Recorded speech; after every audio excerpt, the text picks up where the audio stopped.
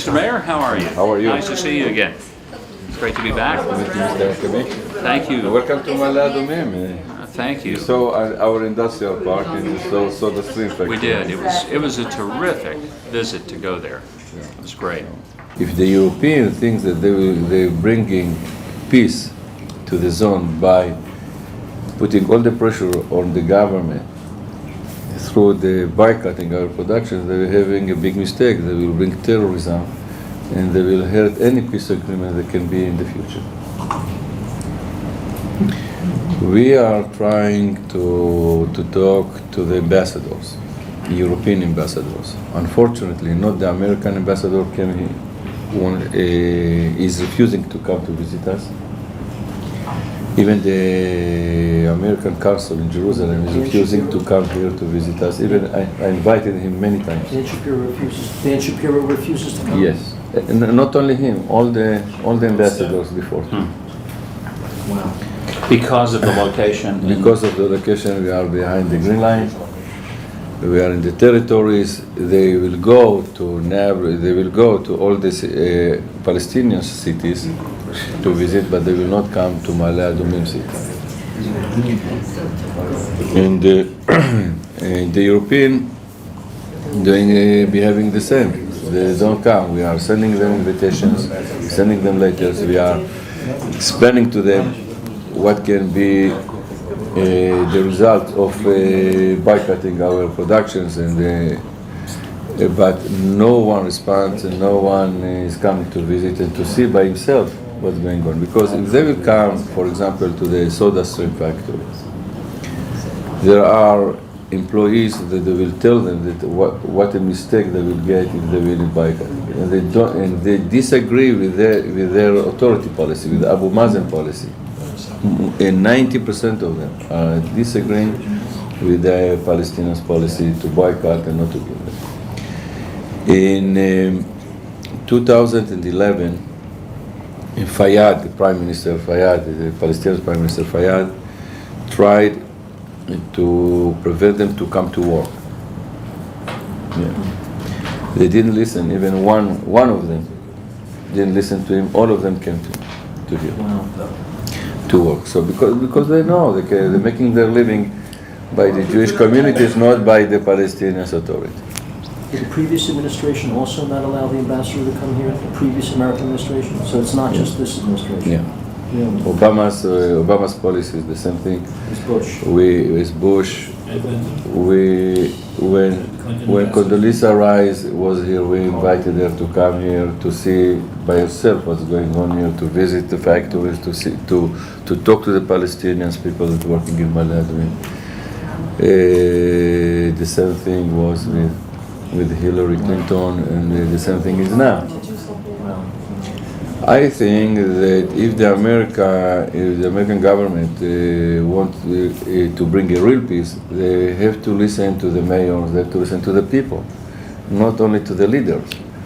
The leaders have their interest, personal interest maybe. But here we have a very, very good relations with the Palestinians. They're working here, they're shopping here. Unfortunately, we cannot go to their towns, to their villages. It's very dangerous. As you saw, we had three guys was kidnapped. You know about it. And this is, but the second thing is because of the American pressure, we cannot build here in Maaleh Adumim. Because and even we are in the blocks that will be in the future legal part of Israel. Maaleh Adumim, Ariel, and Gush Etzion are the blocks that the American government agreed with Ariel Sharon that we will be in the future legal part of Israel.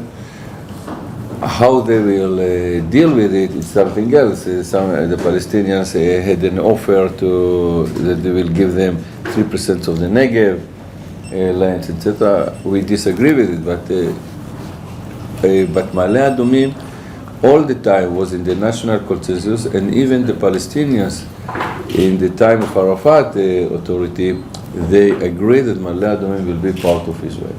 There is Geneva agreement in Geneva agreement between Yasser Abed he's a minister in the Palestinian Authority, and Yossi Beilin, he was deputy foreign minister in Israel.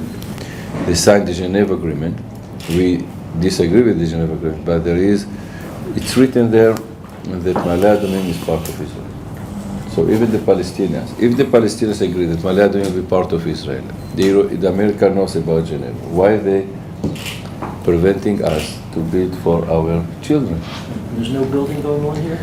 Not building. Because E1, you know E1.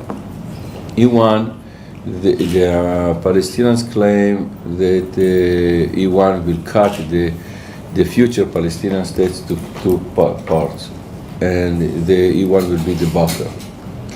It is absolutely untrue, because I would like that to have connection, a residential connection with Jerusalem, but still we have about 4 miles distance between us and Jerusalem city, and between us in the east, from this neighborhood that you see in front of you to the Dead Sea, we have about 10 miles.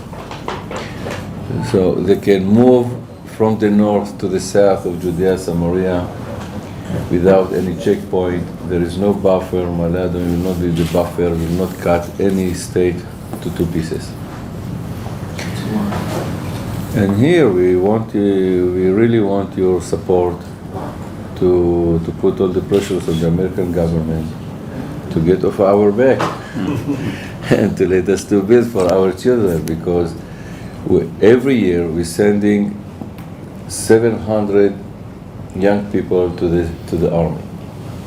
Every year. It means our natural growth now is more than 800 persons per year. Mm-hmm. And those 700 soldiers that coming back home, and they want to live and to raise their family in the place that they were raised, they were educated, they were born.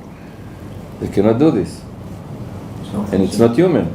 How can you prevent someone to live with his family, to raise his family in the place that he was born? We don't do this to the Palestinians, not in every city. Even in any countries, they don't prevent people to live and to raise and to establish their families in the place that they have been raised.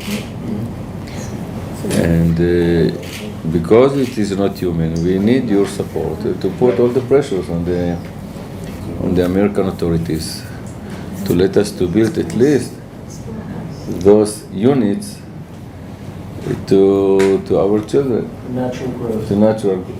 When was the last time you had a building permit in Maaleh? Excuse me? When was the last time they let you have a building permit in Maaleh? Look, from Bar Ilan's speech, it was about 7 years ago, until now, we build here about 80 units per year. That's it. And most of the land, How many do you have in total now? 80 units, 85 units per year, and most of those building is on the lands that we had it before. Wow. So right now they don't let us, because our government is afraid, because the lands belongs to the Israeli authority, Israeli government, and when they have to publish it, the lands, when they are marketing, they have to publish it in the newspapers for a tender, and they are afraid to publish it, because then all the Palestinians, the Americans, the Europeans, Israelis. How many and the Israelis left for How many total units in Maaleh do you have? now. Yeah.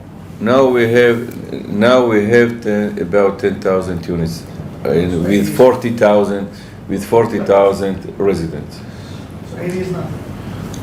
and our master plan is for 100,000 residents, and we could